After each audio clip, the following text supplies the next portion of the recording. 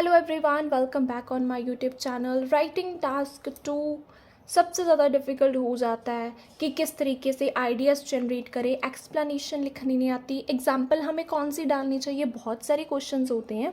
सो इस वीडियो के अंदर जो भी आपके डाउट्स होंगे रिलेटेड टू राइटिंग टास्क 2 वो सारे के सारे ख़त्म हो जाएंगे। सो देखो, आज का जो हमारा राइटिंग टास्क 2 होने वाला है वो थोड़ा सा डिफरेंट टॉपिक है। सो देखते हैं, big salary is much more important than job satisfaction. कि ज़्यादा सैलरी वो ज़रूरी है किसके कंपैरिजन, जॉब सेटिस्फेक्शन के कंपैरिजन। ज़्यादा सैलरी होनी चाहिए, आप उस जॉब से खुश हो ना हो वो मैटर नहीं करता। डू यू अग्री और डिसअग्री? अगर आप ये चीज़ मानते हो भी ज़्यादा सैलरी ज़रूरी है, सेटिस्फेक्शन नहीं मैटर करती, तो आप अग्री साइड हो। अगर आप ये चीज़ मानते हो कि सेटिस्फेक्शन होनी चाहिए, खुशी मिलनी चाहिए काम करके, वो ज़्यादा ज़रूरी है, तो आप डिसअग्री साइड हो। क्वेश्चन क्या बोल रहा है? ज़्यादा सैलरी वो ज़रूरी है सेटिस्फेक्शन के कंपैरिजन। ठीक है, ज़्यादा सैलरी होनी चाहिए, आप काम करके खुश हो या नहीं है वो चीज़ मैटर नहीं करती है। क्वेश्चन को ध्यान से पढ़ा करो, क्योंकि बहुत सारे बच्चों को क्वेश्चन ही नहीं समझ में आता है। तो क्वेश्चन को ध्यान से पढ़ा करो, एटलीस्ट 3 to 4 टाइम्स आप क्वेश्चन को अच्छे से पढ़ा करो, फिर आप अच्छे से राइटिंग टास्क 2 को लिख पाओगे। तो क्वेश्चन को मैंने अच्छे से पढ़ लिया कि सैलरी ज़्यादा होनी चाहिए जॉब सेटिस्फेक्शन से। आप इससे अग्री कर रहे हो या फिर डिसअग्री कर रहे हो? तो सबसे पहले हम बात करते हैं इसके स्ट्रक्चर की। ठीक है, सो डू यू अग्री और डिसअग्री है। सो और गिवन है, और मतलब वन साइड, हमने एक साइड चूज़ करनी है। वो अग्रीमेंट साइड भी हो सकती है, वो डिसअग्रीमेंट साइड भी हो सकती है। जिस साइड के आइडियाज़ आपके पास ज़्यादा है आपने वो साइड चूज़ करनी है। अगर अग्रीमेंट के ज़्यादा है तो अग्रीमेंट साइड चूज़ करो, अगर डिसअग्रीमेंट के ज़्यादा है तो वो साइड चूज़ करो। ठीक है, क्वेश्चन को अच्छे से पढ़ो। अगर आपके पास सैलरी के ज़्यादा है कि सैलरी होनी चाहिए ज़्यादा, तो आप अग्रीमेंट जाओगे। अगर आप बोलते हो भी सेटिस्फेक्शन होनी चाहिए तो आप डिसएग्री साइड जाओगे। अब जिस साइड के आइडियाज़ आपके पास हैं आपने वो साइड चूज़ करनी है, लेकिन इस चीज़ का ध्यान रखना कि वन साइडेड लिखा जाता है, डू यू अग्री और डिसएग्री, क्योंकि और है, और होता है वन साइडेड, एक साइड चूज़ कर। ऑनलाइन क्लासेस के लिए आप गिवन नंबर के ऊपर टेक्स्ट कर सकते हो। सिंगल मॉड्यूल को भी आप लोग हैं वो बेसिकली ज्वाइन कर सकते हो। इसका स्ट्रक्चर देखो, सबसे पहले हमने इंट्रोडक्शन बनानी है जिसमें हमने रीफ्रेज करना है और थीसिस लाइन को लिखना है।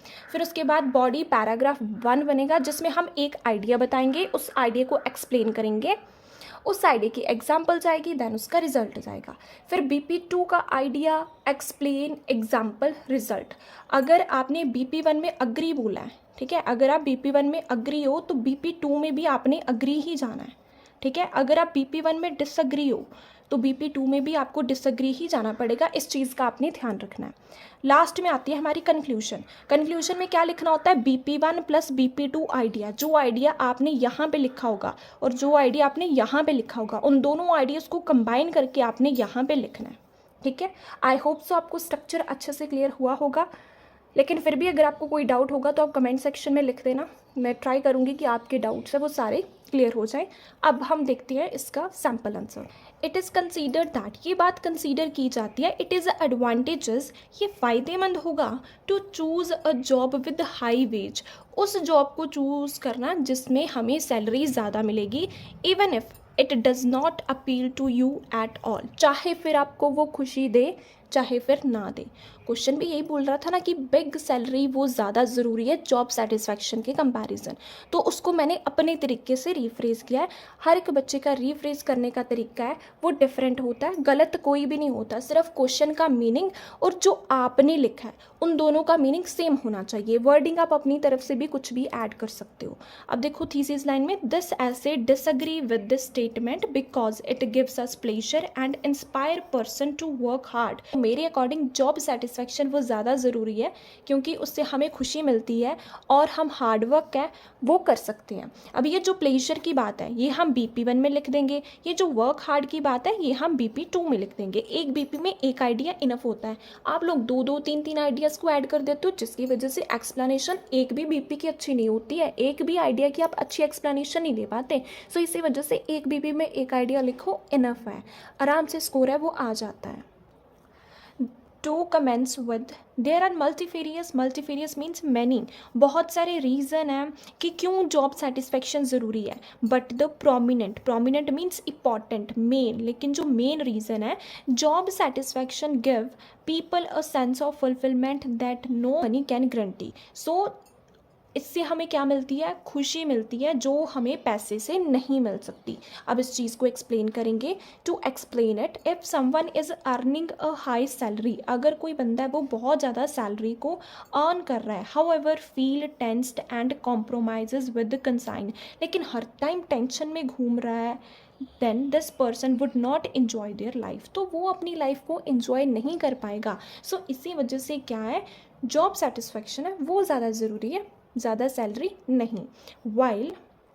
While pursuing one's interest will bring pleasure and feeling of satisfaction, अगर हम अपने इंटरेस्ट के अकॉर्डिंग काम करेंगे तो उससे हमें खुशी भी मिलेगी और सेटिस्फैक्शन भी मिलेगी।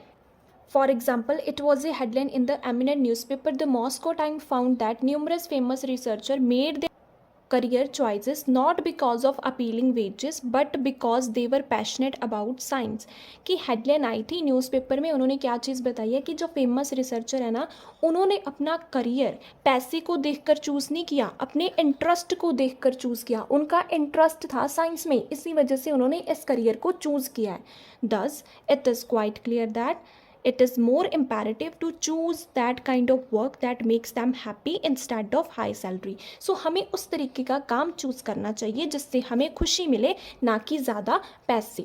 so मेरा आइडिया था कि खुशी मिलनी चाहिए, जॉब सेटिस्फेक्शन ज़्यादा ज़रूरी है क्योंकि उससे हमें खुशी मिलती है। फिर उस चीज़ को एक्सप्लेन किया कि अगर बंदा ज़्यादा पैसे अर्न कर रहा है, ठीक है, लेकिन हर टाइम टेंशन में घूम रहा है, तो वो अपनी लाइफ को एंजॉय नहीं कर पाएगा। लेकिन अगर वो अपने इंटरेस्ट के अकॉर्डिंग काम कर रहा है तो उसको खुशी भी मिलेगी। फिर उस चीज़ को एग्जांपल से समझाया कि बहुत सारे रिसर्चर है वो इतने ज़्यादा आजकल फेमस हो चुके हैं, उन्होंने अपना करियर बनाया साइंस में क्योंकि उनका इंटरेस्ट था, पैसे को देखकर नहीं बनाया है। फिर रिजल्ट निकाला कि हमें उस तरीके का काम करना चाहिए जिसको करके हमें खुशी मिले, ना कि ज़्यादा सैलरी को देखकर हमें काम चूज़ करना चाहिए।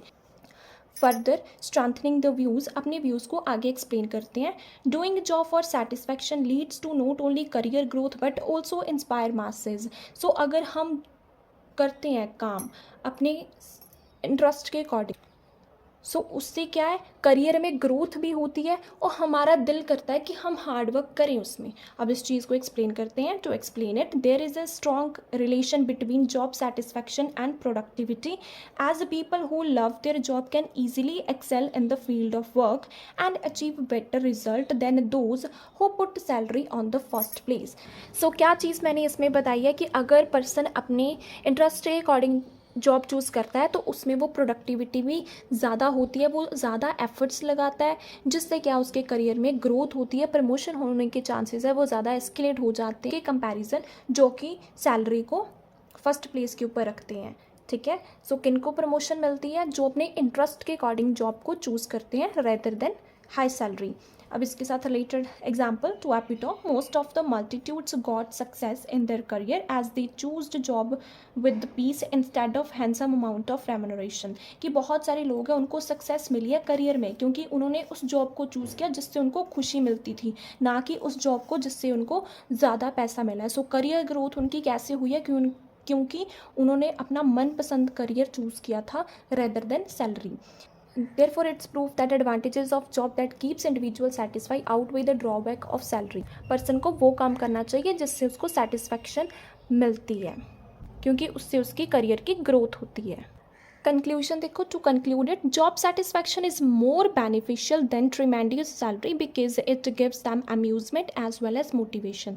सो मेरे अकॉर्डिंग जॉब सेटिस्फैक्शन है वो ज़्यादा बेनिफिशियल होती है सैलरी के कंपैरिजन, क्योंकि जॉब सेटिस्फैक्शन से हमें खुशी मिलती है और मोटिवेशन मिलता है कि हमें ज़्यादा काम करना चाहिए। तो अम्यूज़मेंट की बात BP1 में थी, मोटिवेशन की बात BP2 में थी, वहाँ पे लिखा था ना इंस्पायर की बात मैंने लिखी थी।